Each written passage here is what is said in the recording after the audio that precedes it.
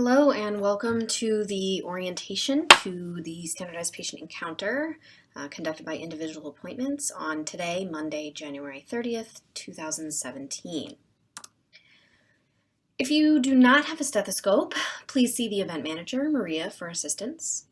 For the documentation station today, you may use your own laptop or iPad with Bluetooth keyboard. You may also use a computer in the METC room. So if you did not bring yours, no worries. You should bring your belongings with you to the first encounter. You can either bring them into the room or leave them outside the door, and you may leave them in the METC room between the first and second encounters. Your proctor can tell you which METC room to go to after your first encounter.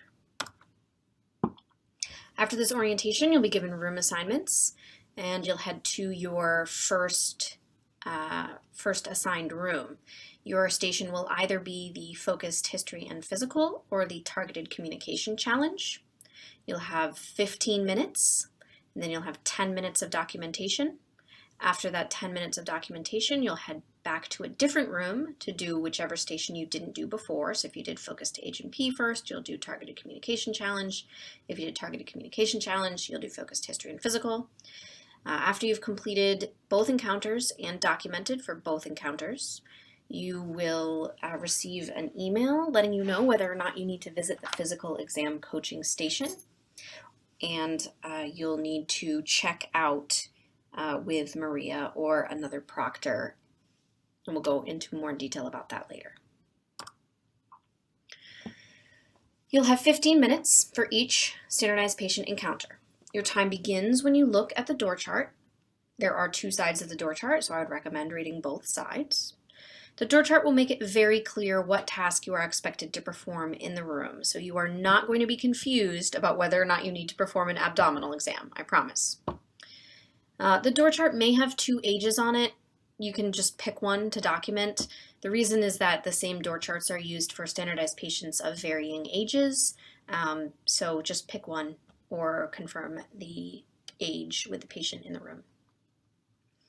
You may bring the door chart with you into the exam room, and there will be a copy of the door chart at the documentation station, so you do not need to write down anything on that door chart during your 15 minutes.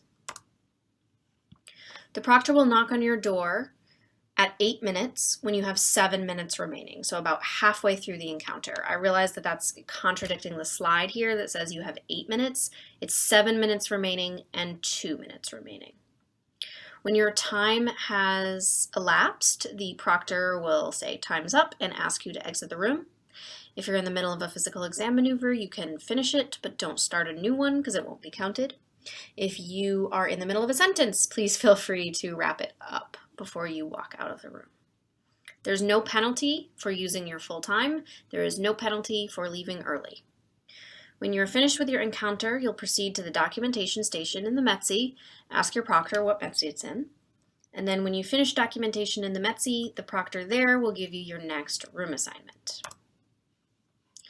SPE encounter will be videotaped, so please do sit in the chair provided for you. We want to make sure you're on camera. Like SPE number 2, you will receive an email from Survey Gizmo alerting you to your physical exam score, or basically whether or not you need to visit the physical exam coaching station. So please check your email once you've done both encounters and documented. If you get to the physical exam station, or if you get the email and you receive a comment about something, maybe it says you didn't wash your hands, but you feel confident that you did, no big deal. Send me an email with the discrepancy and I'll look into it for you. We want you to get all the credit you deserve.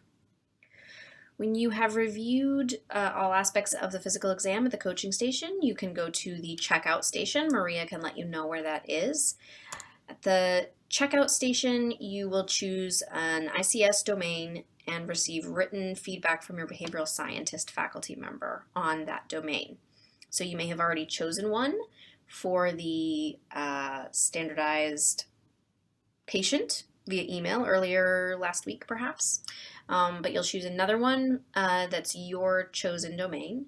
And then there will also be feedback for your lowest domain as assessed by the standardized patient and a common domain for the entire class that's relevant to this particular communication challenge. Please turn off your cell phones until you finish documenting your second encounter. If you have any questions or comments, please feel free to ask Maria. She will now hand out room assignments and slates. You should take your yellow slate with you to each station.